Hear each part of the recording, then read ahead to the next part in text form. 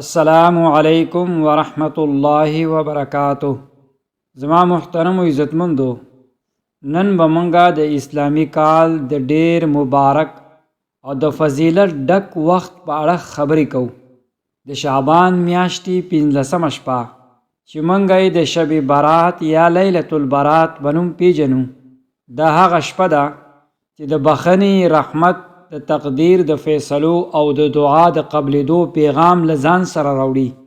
نن به په دې خاص نشست کې مونږه د دې شپې فضیلتونه د احادیثو په رڼا کې پیژنو، د سنت مطابق اعمال به کوو او د ځینو مهمو غلط فهمیو او د بدعاتو نه به ځان خبرو، ځکه چې زمونږ عبادت خالص د الله دپاره وي او د هغه رضا حاصله کو.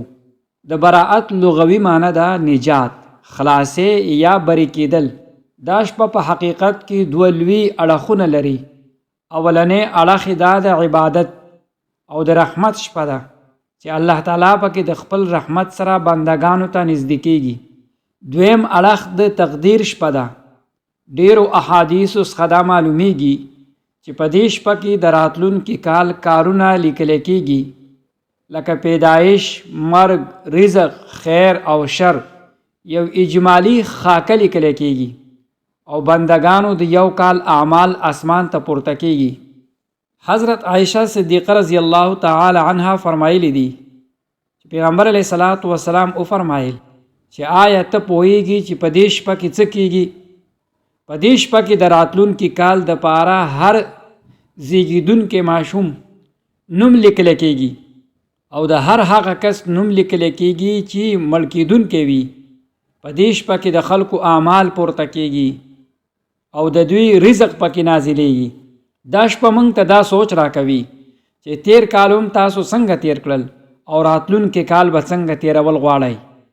د دې شپې د فضیلت په اړخ چې کوم احادیث بیانېږي، د هغوی درجه پیژندل هم ضروری دي، ځکه زموږ علم سم وي.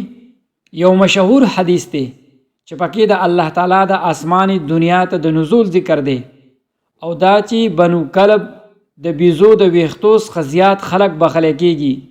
د حدیثو علماو په نیز باندې د دې روایت په سند کې کلام شته، خو د معنی په اړخ پیغام د نورو آثارو لارې تقویت ورته ملاویږي. دا د پراخۍ او د مغفرت شپه ده. یو بل اثر د حضرت علی رضی الله تعالی عنہ نه روایت شوی دی چې پکې د حل من مستغفرین دا اعلان هم ذکر دی. دا هم ضعیف سند لري خو مفهومی صحیح دی چې دا شپه د دعا او د استغفار دپاره ډیره خاص اهمیت لري.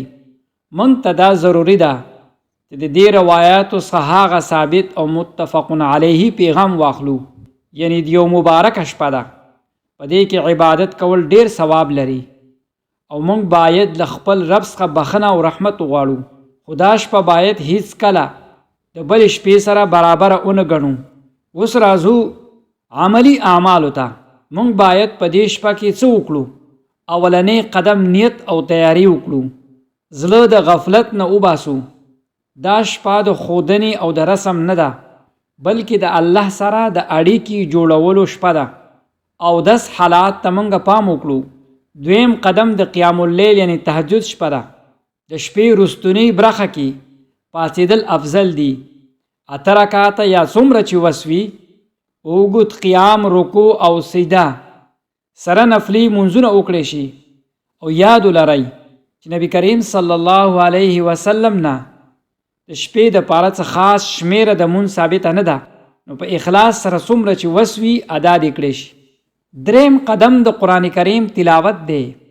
که څوک قرآن کریم نشي لوستلی نو لږ تر لږه د پاره عامه تلاوت کړي. سوره یاسین، سوره ملک، سوره واقعه، سوره دخان، سوره بقره او رستوري 2 آیاتونه د سوره بقره دا ډیر لوی ثواب لري. څلورم قدم ذکر او استغفار. په کثرت سره درود شریف وای. دا ذکر د ډیر وای، سبحان الله والحمد لله ولا اله الا الله والله اکبر. تر ټولو مهم استغفار دی. دا دعا ډیر دی وکړي. استغفر الله العظیم الذي لا اله الا هو الحي القيوم واتوب الیه. 5م قدم دعا کول دی. دا دعا د قبلېدو شپه ده. ځان د پاره د ټولو مسلمانانو د پاره دنیا او د آخرت د خیر او ښېګړې وغواړي، په عاجزۍ سره، جړا سره، یقین سره دعا وکړئ. دا لنډ او جامع دعا حتما دا وغواړئ: اللهم انک عفو تحب العفو فاعف عني. ای الله ما ته ډېر معاف کوونکی، معافي خوښوي، نو ما وبخې. شپږم قدم د ورځې روژه ساتل. د شعبان د 15مې ورځې روژه نیول هم مستحب دي، خو په افسوس سره باید دا به ووایو چې د مقدسې شپې ته ډېر غیر شرعي رسمونه ورننوتي دي چې مونږ باید ترې ځان وساتو، لکه اجتماعي عبادتونه په جماعت کې خاص منځونه یا اجتماعي دعاګانې کول چې نبی علیه صلات وسلام نه ثابت نه دي. د اختر په شان رسمونه، پټاخي، آتشبازي، چراغان او قمقمې لګول دا ټول فضل خرچي ده او د دین برخه نه ده. دا ټول کارونه په دین کې زیاتوالی دی او هر زیاتوالی بدعت وي او هر بدعت ګمراهي ده. راځئ چې دا شپه د سنت مطابق په اخلاص سره تیرولو دپاره عملی پلان جوړ کو. خپل اهل خانې ته د دې شپې اهمیت وښایو، په ګډه د عشا مونځ وکړو او لږ تلاوت وکړو. د شپې دپاره ساده شډول جوړ کړو، لږ تر لږه مونځ او لږ تلاوت او لږه دعا. ټوله شپه ویښ پاتې کېدل ضروري نه دي، د شپې رستنۍ درېیمه برخه کې پاتېدل افضل دي. بیا د ورځې آرام کولی شي. د شپې مقصد ځان ستړی کول نه دي، بلکې زړه الله سره تړل دي. نو راځئ دا لوی فرصت غنیمت وګڼو، د خپل رب مخې ته جړا وکړو، خپلو ګناهونو شرمنده شو او د هغه نه د رحمت څخه په امید سره بخښنه وغواړو.